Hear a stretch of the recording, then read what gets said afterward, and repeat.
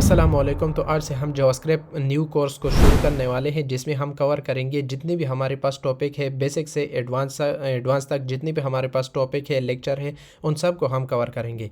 तो इसमें हमारे पास लेक्चर के लिए मैं एक अलग प्लेलिस्ट बनाऊंगा और हमारे पास हर एक लेक्चर, हर एक चैप्टर में हमारे पास जो टास्क बनते हैं उसके लिए मैं एक अलग प्लेलिस्ट बनाऊंगा। तो जो भी चैप्टर आप देखें तो उसमें आप फिर क्या देखें कि उनके हमारे पास टास्क भी दूसरे प्लेलिस्ट में देखें, ताकि आप लोगों को अच्छी तरह से समझ में आ जाए और आपका स्किल में आपका जावास्क्रिप्ट प्रोग्रामिंग लैंग्वेज में आपका इम्प्रूवमेंट आ जाए। तो यहाँ अब हम शुरू करने वाले हैं जावास्क्रिप्ट में। तो हमारे पास इंट्रोडक्शन टू जावास्क्रिप्ट, इस वीडियो में हम इंट्रोडक्शन टू जावास्क्रिप्ट पढ़ेंगे कि हमारे पास जावास्क्रिप्ट से रिलेटेड क्या क्या आते हैं, जो टर्मिनोलॉजीज़ हैं, उसके इंस्टॉलेशन है वो क्या है, इस वीडियो में हम उसको सॉल्व करेंगे, उसको हम देखेंगे। तो हमारे पास जावास्क्रिप्ट क्या होता है। JavaScript is a high level language interpreted programming language used to make website interactive and dynamic. तो इसका मतलब क्या है कि हमारे पास जावास्क्रिप्ट हाई लेवल लैंग्वेज है, जो कि इंटरप्रेटेड प्रोग्रामिंग लैंग्वेज है। ये हमारे पास इंटरप्रेटेड पहले था, जब वो हमारे पास लॉन्च हुआ था तब हमारे पास इंटरप्रेटेड था। अब हमारे पास क्या है, कंपाइलर है। तो हमारे पास इंटरप्रेटेड वो होता है जो कि लाइन बाय लाइन हमारे पास कोड को कन्वर्ट कर देता है, कन्वर्ट कर देता है, चेंज करता है हमारे पास मशीन लैंग्वेज में। तो वो हमारे पास इंटरप्रेटेड लैंग्वेज होता है। और कंपाइलर हमारे पास क्या होता है कि वो हमारे पास तमाम जितना भी हमारे पास कोड होता है उसको कन्वर्ट करता है मशीन लैंग्वेज में। तो हमारे पास जो पहले था, जब हमारे पास लॉन्च हुआ था हमारे पास जावास्क्रिप्ट, तो पहले हमारे पास इंटरप्रेटेड था। अब हमारे पास जो है वो हमारे पास कंपाइलर है, तमाम ब्लॉक ऑफ कोड को कन्वर्ट करता है मशीन लैंग्वेज में।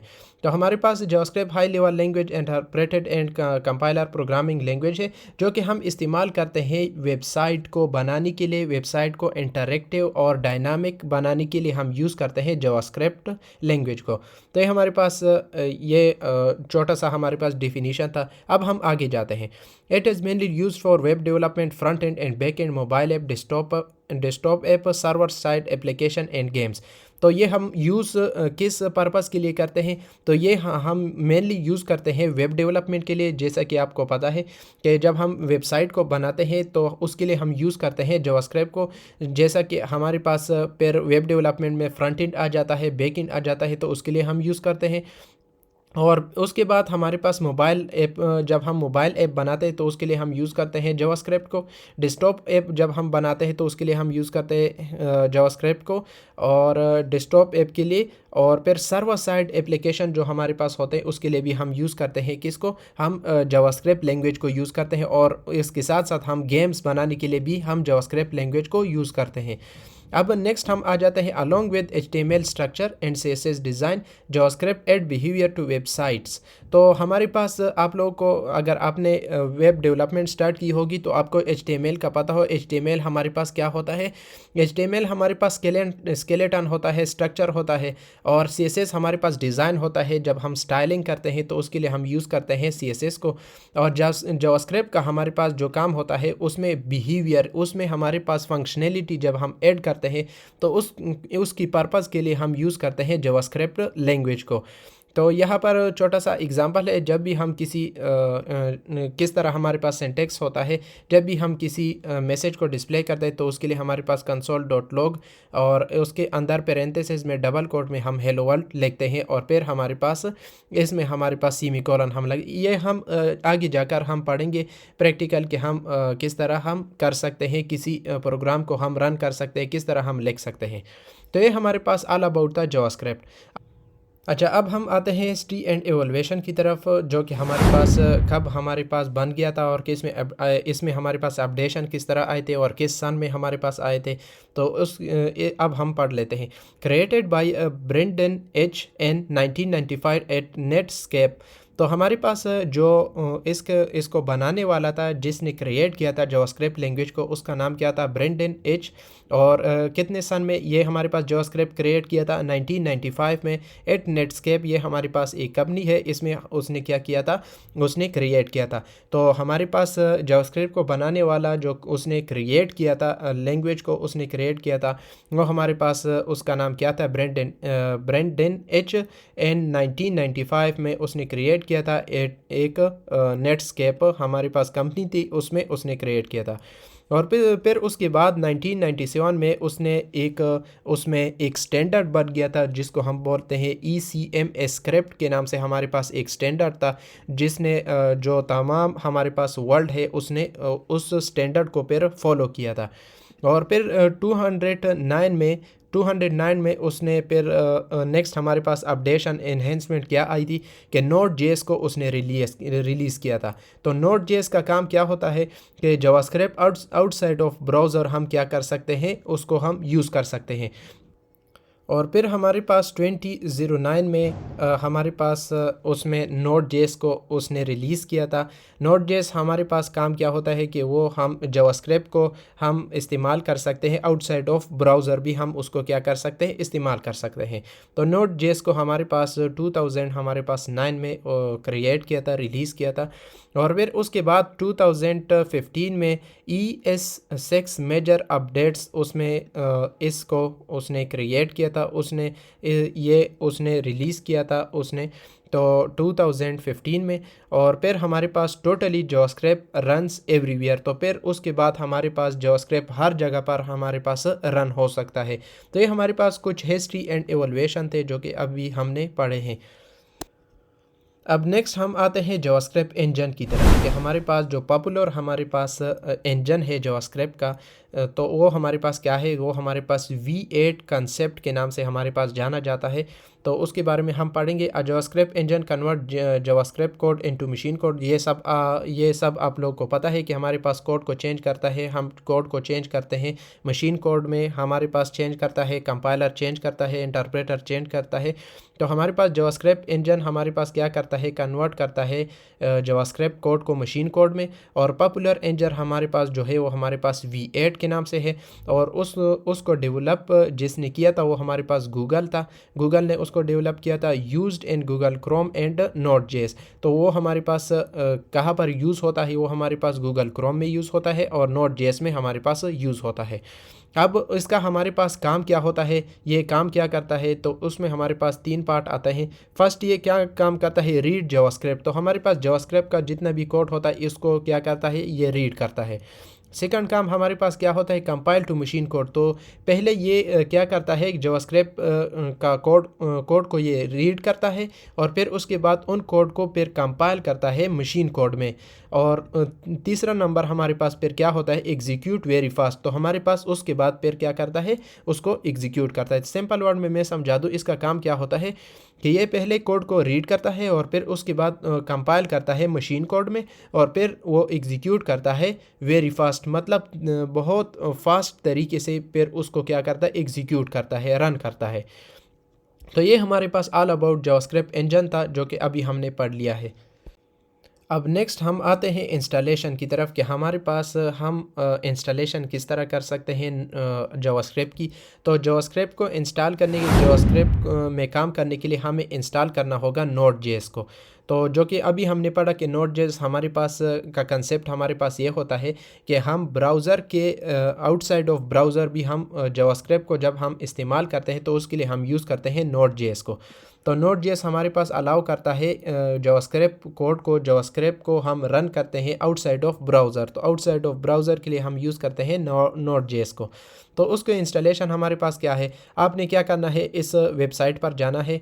इसको मैं इस तरह कर देता हूँ, इसको मैं कॉपी कर लेता हूँ यहाँ से, कॉपी लिंक, और मैं यहाँ पर क्रोम पर आ जाता हूँ और यहाँ पर मैं इसको पेस्ट कर देता हूँ। तो यहाँ पर हमारे पास आ जाता है। तो यहाँ पर आपने क्या करना है, यहाँ पर आपने डाउनलोड करना है, डाउनलोड LTS वर्जन को। तो LTS वर्जन को आपने क्या करना है, डाउनलोड करना है।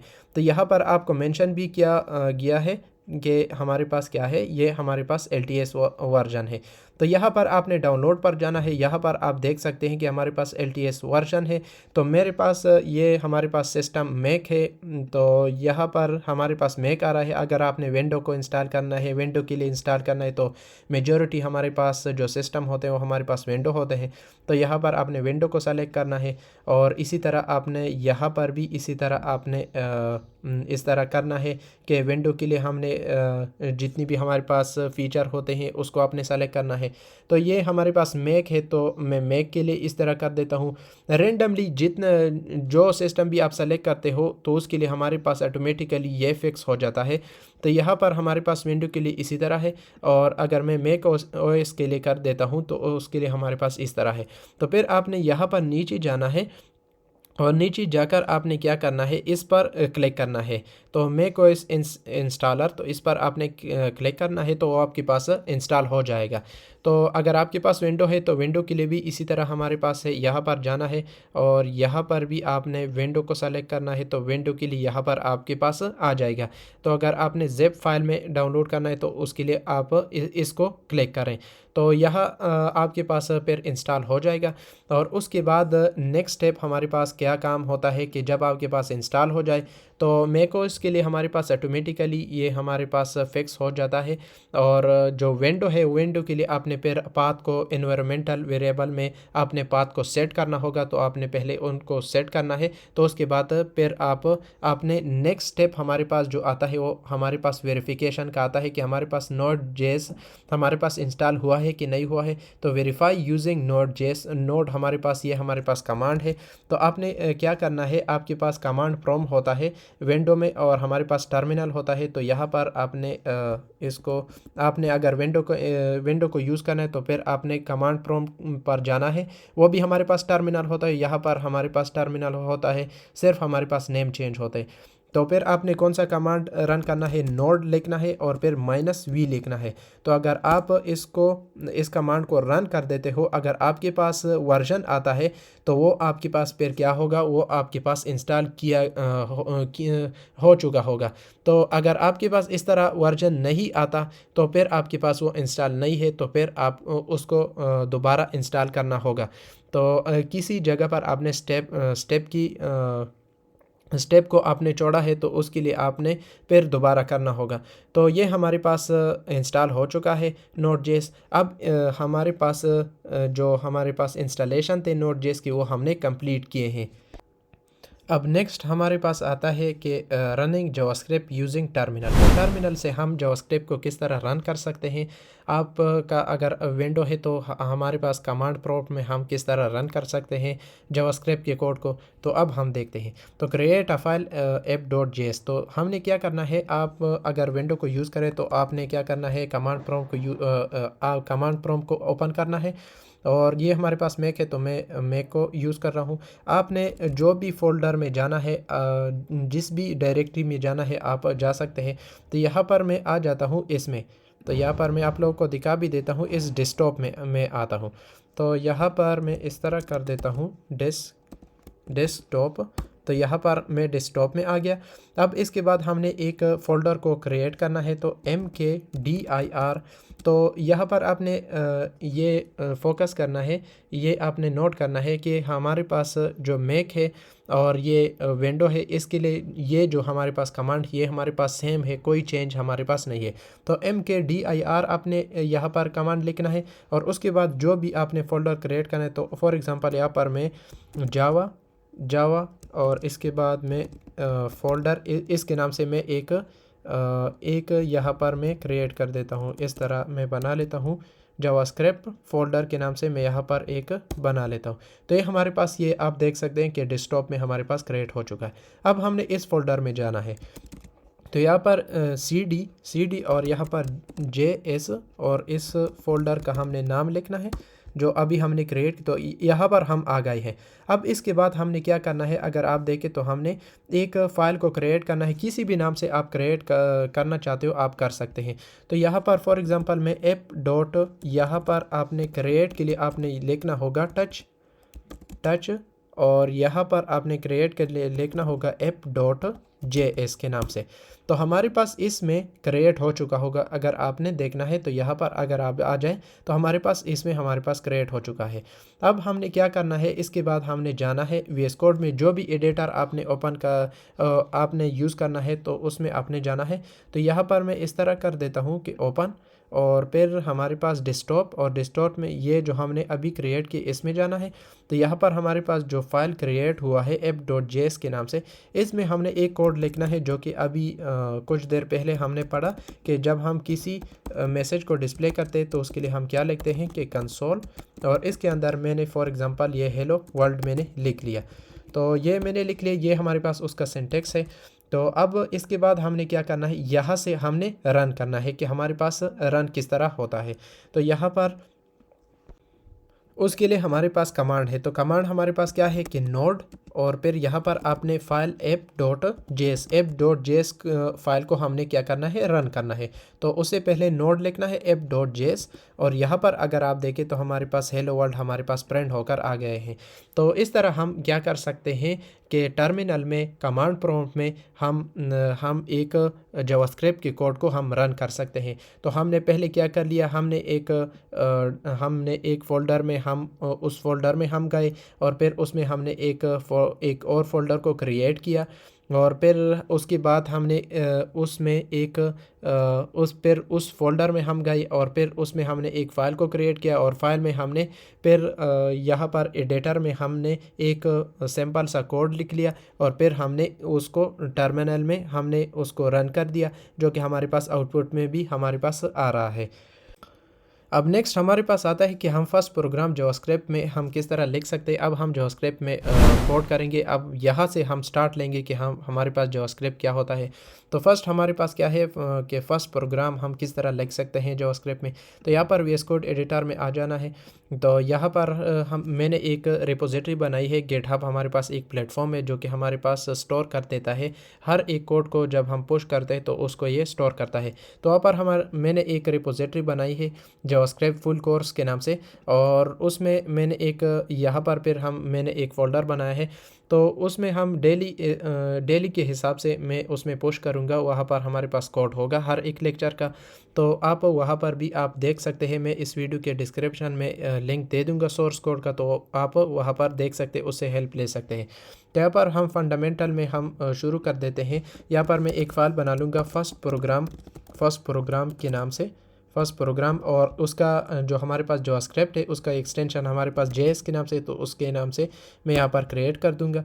तो यहाँ पर हमारे पास क्रिएट हो चुका है। अब हमारे पास क्या है, यहाँ पर हमने क्या करना है, इसको हमने प्रिंट करना है। तो जब भी हम किसी को प्रिंट करते हैं, जब भी हम किसी को डिस्प्ले करते हैं, तो उसके लिए हम console.log लिखते हैं, और उसमें हम पेरेंथेसिस में डबल कोट में हम लिखते हैं हेलो वर्ल्ड को हम लिखते हैं। तो यहाँ पर मैंने लिख लिया, और इसको मैं थोड़ा सा जूम कर देता हूँ, और फिर इसको जब मैं रन करूँगा तो रन करने के बाद यहाँ पर आप देख सकते हैं कि हमारे पास हेलो वर्ल्ड प्रिंट हो गया है। अब हमारे पास जो नेम है और एज है उसको हम किस तरह प्रिंट कर सकते हैं। तो यहाँ पर हमारे पास है लेट, और यहाँ पर फॉर एग्ज़ाम्पल NAM नेम्स के नाम से मैं यहाँ पर एक वेरिएबल लेता हूँ, और उसमें मैं एक नेम को स्टोर कर देता हूँ। फॉर एग्ज़ाम्पल मैं अपना नेम को स्टोर कर देता हूँ, और उसके बाद मैं एक एज का एक वेरिएबल लेता हूँ, और उसमें मैं अपनी एज को स्टोर कर देता हूँ। जो मेरी एज है उसको मैं स्टोर कर देता हूँ, और फिर उसको मैं डिस्प्ले कर देता हूँ। जिस तरह हमारे पास हेलो वर्ल्ड को हमने डिस्प्ले किया था, उसी तरह हम नेम और एज को भी डिस्प्ले कर देते हैं। तो console.log, और उसमें मैं नेम्स के नाम से मैंने एक वेरिएबल बनाया है, तो उसको मैं डिस्प्ले करूँगा। और एक मैंने बनाया है यहाँ पर console.log, और उसमें एज के नाम से हमारे पास वेरिएबल है जिसमें हम मेरी एज है, तो उसको मैं प्रिंट कर दूंगा।